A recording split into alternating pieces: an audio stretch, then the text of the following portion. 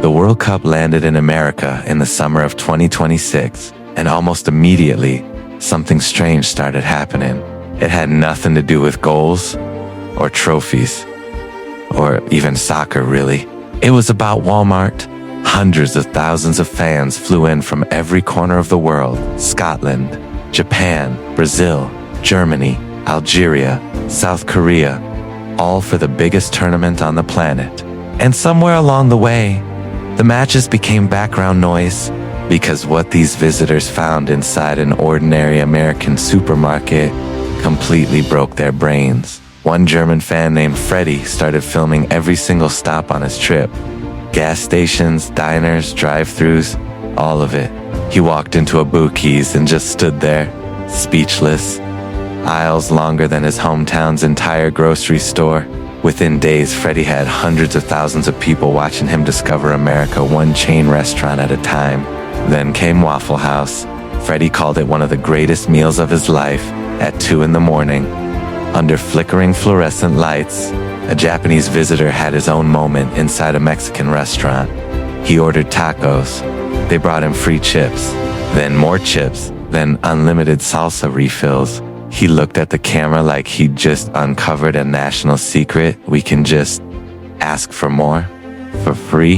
That one clip alone would go on to rack up millions of views and somehow spark an entire online debate about hospitality. Across the country, a Brit stood in a Walmart aisle holding up a single receipt. Bread, milk, and an air rifle, all on one receipt, all from one trip. Meanwhile, the soccer itself was producing its own chaos. Mexico's opening match against South Africa saw 3 red cards, more than any opening match in World Cup history. Fans online joked the tournament had skipped straight past the pleasantries and gone right into knockout round drama. On day 1, in Boston, Scottish fans flooded the streets, their first World Cup appearance since 1998.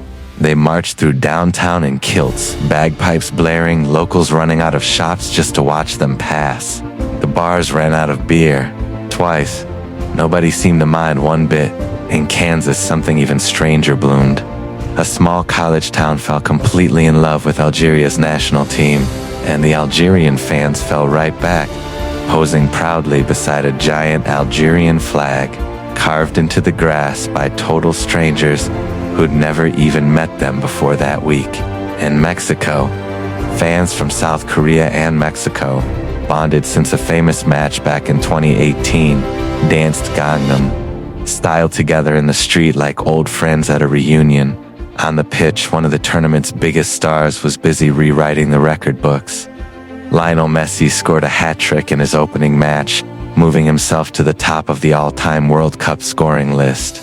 The stadium crowd that night included NFL royalty watching from the stands, a reminder of just how far this tournament's gravity now reaches. And in an entirely different arena, one of football's most feared strikers was spotted somewhere nobody expected, sitting courtside at an NHL Stanley Cup final, waving a hockey rally towel like an overexcited tourist himself.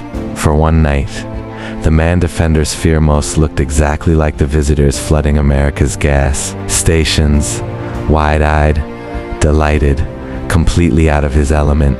And through it all, one phrase kept echoing across every video, every caption, every comment section, over and over again. "We owe America an apology." Visitors who arrived expecting one version of the country left documenting something else entirely. Strangers, helping strangers, cities throwing open their arms. Even the researchers studying tourism took notice. People don't remember the final score. They remember the stranger who said "Welcome to America" at the train station.